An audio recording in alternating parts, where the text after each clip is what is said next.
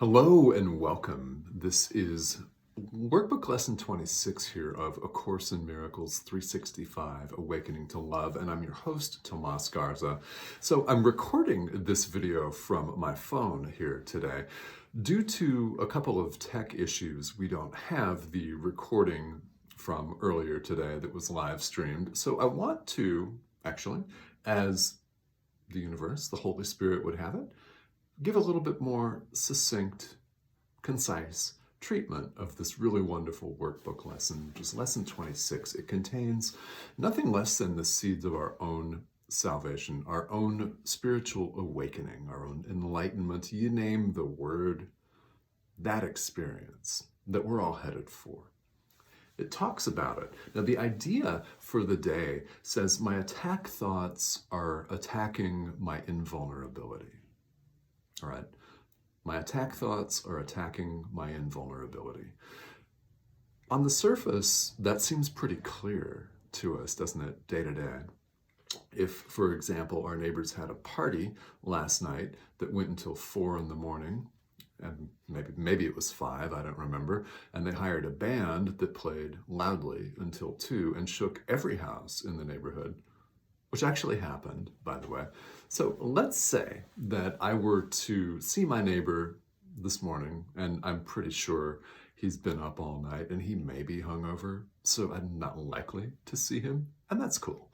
But let's just say, for the sake of argument, when we're talking about our attack thoughts attacking our invulnerability, let's say I saw him today and I said something to him that was not so kind. Not that I would, but let's say I did. That's an attack thought, right? Telling someone off, giving them a piece of your mind, so to speak, is an attack thought. How is it not? Anyone can see that. It's an attack thought. It attacks our sense of invulnerability. It attacks the fact that we actually are invulnerable. Why? Paragraph 1 here in the workbook has a sentence that is worth repeating. And on the live stream, I must have repeated this probably 20 to 30 times for emphasis, because as adult learners, naturally, we need to hear everything again and again and again and again and again. So it says something that is really, really important. And that is, what would have effect through you must have effect on you. Okay. What would have effect through you must have effect on you. That's very profound, right? What would have effect through me if I told my neighbor off and called him every name in the book because he had a party and hired a band that shook every house in the neighborhood until 2 a.m. I mean, we've all been to parties that played until, where the band played until 6. So, in the overall scheme of things, let's say I told him off, right? That has an effect through me on him. It also has an effect on me. How does it have an effect on me if I get something off my chest? Well, he could say the exact same thing or worse back. He could start a physical confrontation, an altercation with me. And let's say none of that happens. So how do you feel if you tell someone off? You really want to give somebody a piece of your mind. We've all done this. Think of a situation in your life where you really let someone just have it. Gave them a piece of your mind, told them the way it is according to you, right? According to you. And just let them sit with that. You dumped on them. You just let them have it. How do you feel when you do that to somebody? Well, you might have felt vindicated in the moment. You might have felt like, okay, this is great. It feels really, really good for me to get it off my chest. And then, later on in the day, do you feel good about that? Not likely. Not likely. It's not likely that you're going to feel good about dumping your baggage on somebody. And this is what psychological projection is nobody wants to feel awful. If I feel angry, let's say, when I talk to my neighbor, and I give him a piece of my mind, that is psychologically projecting my anger onto him. It doesn't feel good for us to feel angry, enraged, sad, guilty, fearful, you name the emotion. So we try to get it out.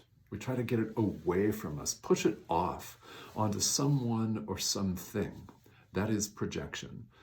That is what we all do with our feelings of fear. Okay, so let's come back, and we all do this. We've all done it. I know that you can recognize dozens and dozens of situations in your life, if you really honestly think about it, where you've done just that. I can. We all can. So be it. Let's come back to the statement that what is done through me is also what has effects through me also has effects on me. Okay.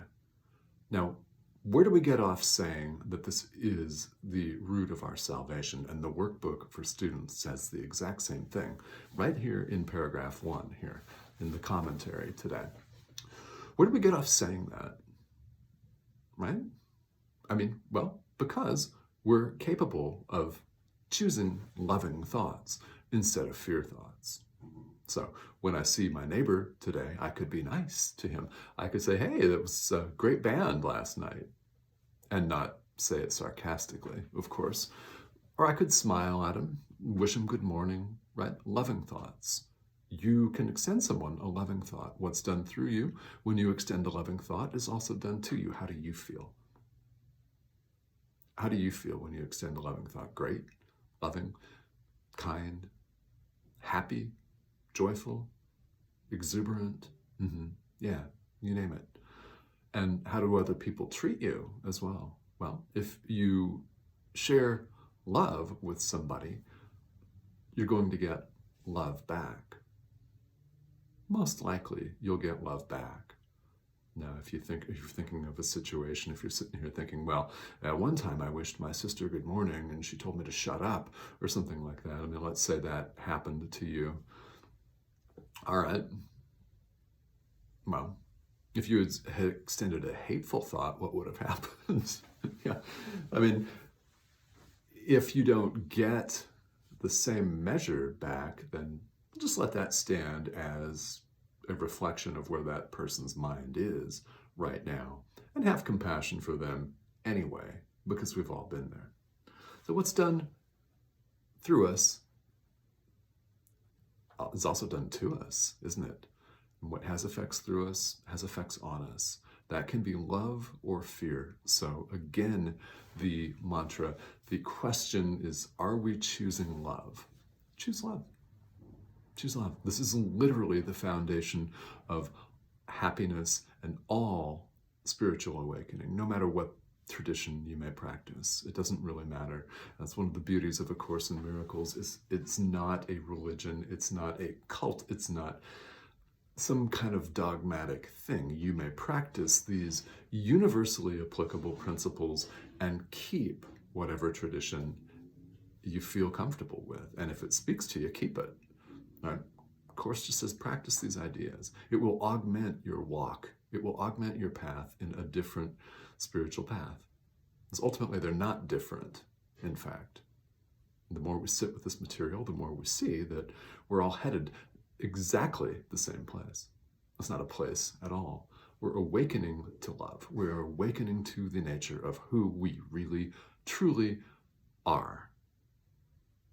But one more point that's really important here in covering lesson 26 of the workbook is that our vulnerability or invulnerability is the direct result of our thoughts.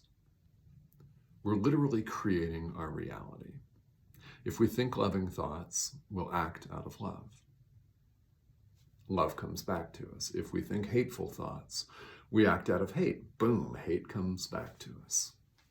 This does not take any specialized training to realize at all. This part of the beauty and the genius of A Course in Miracles, in my mind, is that it does not take a rocket scientist, so to speak. It doesn't take a multiple PhD.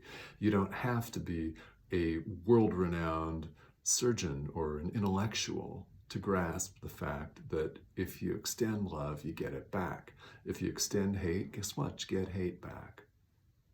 This applies in our lives as individuals. It applies on a global scale. It's the root of all conflict, including wars, genocides, things like that.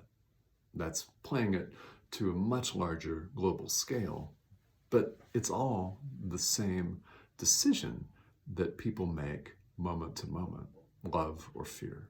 That's the choice. That's the choice. Okay, so some examples for how one might practice this lesson in the workbook. And the commentary, and I highly suggest, of course, that you read the commentary in every workbook lesson and don't just skip over it. It's not enough just to glance over the idea in bold. It's very important to read the commentary, because not only will you learn more about the idea, you'll learn how to put it into practice. So today, this particular lesson has us look at things that we're concerned about and be honest. So be honest with yourself. Let's use, for example, let's say you're struggling to make rent, whether it's on your house or a business or something like that. We're just going to use this as an example. I'm concerned about making my rent payment. All right, today's lesson has us name what we're concerned about. I'm concerned about making my rent payment. And then it has us go through, in our minds, the scenarios of what might happen. I'm afraid that X will happen. Right? I'm afraid I won't be able to pay my rent. I'm afraid that I'll get evicted. I'm afraid that I'll be fined. I'm afraid that I'll have to move out. I'm afraid that I'll have to move back in with my parents. I'm afraid that my credit will be ruined.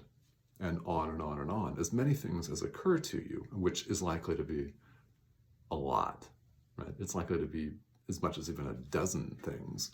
And this is just one example. So at the end of every example, let's say, I'm afraid that I'll be evicted. This lesson has us state, this thought is an attack upon myself. Is it not? This thought is an attack upon myself. I mean, even if it's likely to be true, it's still, right now, in the present moment, an attack upon yourself. Why? It's an attack upon your peace of mind. It impacts your peace of mind. Pure and simple. And you just continue in this manner for as many things as your mind, which might be really creative today. You might be really dwelling on something. The example of rent is just that, an example.